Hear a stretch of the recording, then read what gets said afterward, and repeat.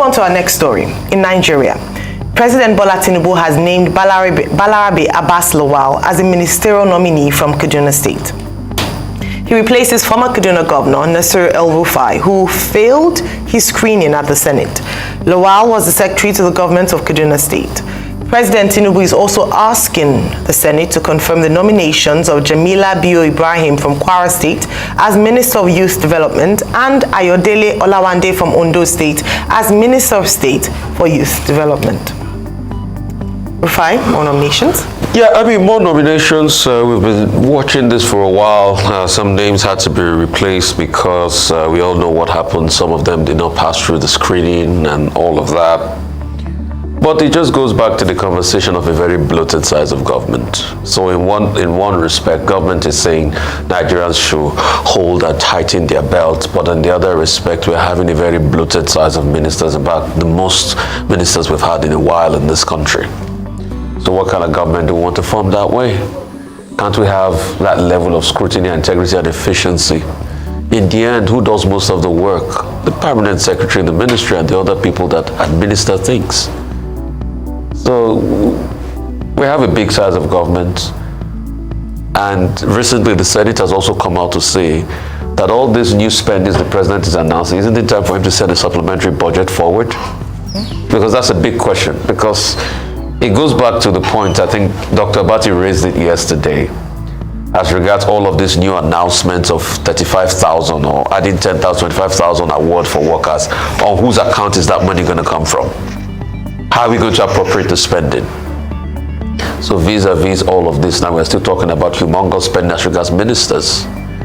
So let us watch it critically, but congratulations to them. Hope they'll go through the screening process and hope they'll come out on the other side. But this is a very, very, very big bureaucracy we're running. Well, the president of Nigeria has forwarded these three names in line with Section 147 sub 2 of the 1999 Constitution. So he has not done anything unusual. And it is also the function of the Senate to screen these additional three ministers who have been appointed. Okay, are we expecting anything different from the previous process that we saw? There is not likely to be any rigor. This Senate in the National Assembly haven't proven itself substantially to be a rubber stamp assembly. But I hope they will have learned one or two lessons from the previous exercise and the observations of Nigerians, and at least subject these three fresh nominees to some kind of quality, interrogation, even if they are going to be pretending to be doing so. Now, three of them. One is filling the slot of Kaduna State. Nasir El-Rufai, former governor of Kaduna State, having failed to scale through the order for reasons of security clearance. And then he himself saying, well, Tinubu can keep his job. He was no longer interested. And now his former SSG, secretary to the state government, who served under him, has now been nominated. His name is Abbas Balarabe. We don't know the portfolio that will be given yet. No portfolio is attached, as we had consistently, requested. Even now, the president has chosen to ignore the reasoned opinion of Nigerians in that regard. However, the two other nominees, Jamila Bio Ibrahim from Kwara State, 37 years old, and Olawande from Ondo State, with very strong Lagos connections, they have portfolios. Jamila is Minister of Youth, so named a month ago. Olawande is Minister of State for Youth, so named a month ago. So at least in those two cases, since the portfolio is clear, we expect some, far more intelligent interaction than we had seen previously on the floor of the Senate. However, my own concern is that all these ministers that have been appointed, up to this moment, the Tinubu administration has not even organized a retreat for them. Or maybe a retreat happened and I lost it.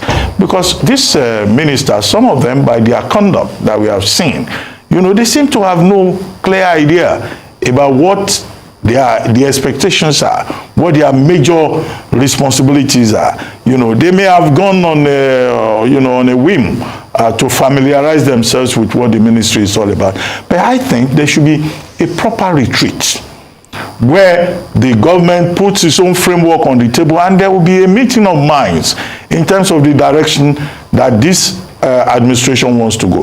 That is when this administration can stand by its earlier declaration that ministers will be held down to KPIs, key performance indicators.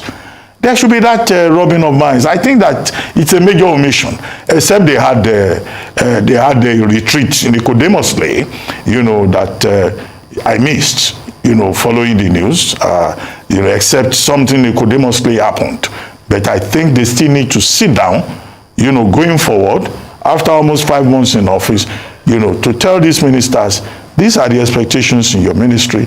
These are the, key deliverables from your ministry. And we can hold these ministers down to it. Don't just assume that because a man has been made ministry and given a portfolio that he doesn't even understand, that he'll be knowledgeable enough. In fact, what we have seen is that some of these ministers don't even understand what is called procurement process, which can even affect the performance of the ministry. We have seen it happen before. At the end of the first year, second year, you see that the budget performance in the ministry, it will be about 10%, 20%, simply because they don't understand the procurement process. And the permanent secretaries, the civil servants who are supposed to help them, those ones are more interested in helping the new minister, who is a political appointee, to manage relationship with contractors and manage what comes from contractors. So I think it's important that they have that retreat, and they should not say they are going to Ghana or Rwanda to do a retreat. They should do it in the villa there and televise it and let us all know what the focus is beyond the manifesto, which I assume many of the appointed ministers may not even have read. All right, so we had spoken about Jamila Bio Ibrahim the first time the announcement had been made. However, the Senate was on recess, and so they couldn't screen, and so there were ministers designate, ministers in waiting, and also Ayodele Olawande the same. The new name that's emerged now is Alhaji Balarabe Abbas. Now, if you look at him, his antecedents, his background, you would see that he's a loyalist, at least at the time, to former governor of Kaduna State, Ministerial, having served as SSG to him for 8 years, from 2015 to 2023 this year. Also, when you look at what kind of portfolio would be given to him, it almost seems as if all the key portfolios have been handed out. So it boggles my mind to understand, are they going to create a need to accommodate this new minister? Especially because we're talked about the cost of governance and the fact that perhaps we should have a leaner team for the president. It's his prerogative. He hasn't acted outside the laws. But if you want to look at his background, there are a few areas that could be recommended for him. Again, most of these areas are already occupied by ministers. The first is that he's said to have served as chief of staff to a former FCT minister, so he knows the FCT quite well. He's not going to displace former Governor Wike. Another is that he's worked as special assistant to the Minister of Education at some point. He's not going to displace the Minister of Education or the Minister of State for Education. At some point, he's also worked, in his private life, he owns a property management company. Minister for Works and Housing is already occupied. Also, he's said to be quite active in agriculture in Zaria in Kaduna State. The Ministry of Agriculture is taken. So, of course, we have seen where its expertise, knowledge, ability to manage a ministry is what is looked at.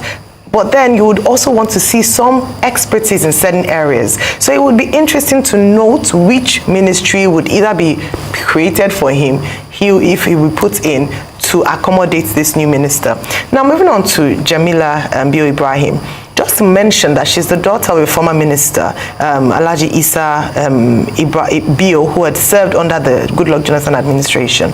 And if you look at some of the appointments, and I'm just trying to point out the fact, I think there was an article in The Guardian recently about the next generation of leaders who are children or offsprings or relatives of older generations of politicians. And so it seems as if the pool is quite intimate or small, whereby we're seeing a recycling of past leaders or ministers through their children or through their relatives. And we see that in a number of appointments, not just by the president, but in other parts. Look at the states as well, at subnational levels. And so that's something to also watch as a nation, because we often talk about Nigeria being a place where the son of nobody can aspire to be anybody. And just to see that beyond having a name, beyond having a pedigree where your father, your mother was in politics or was known, there are people who are capable, who are able to do the work and should be given an opportunity. Nigeria should be a land of dreams, whereby people who are hardworking, who are diligent, who can aspire to get into serving the nation, not because they have a name, but because they are competent and they worked hard for it. In fairness to her, she has served as president, I believe, of the Progressive Youth, in terms of the APC. She has worked as a youth advocate. Mr. Lawande too has his own, background. But it's important to highlight these things so that we don't become a nation whereby it is these guys, but it's still a recycling of the same people through their children, and it's just power handed over from one generation to the next generation. But kudos to the president, it's added to the quota of the women. Still not yet the percentage is promised, but we're moving forward in terms of having more women represented, in his cabinet and also at different levels of government. We move on to our next story.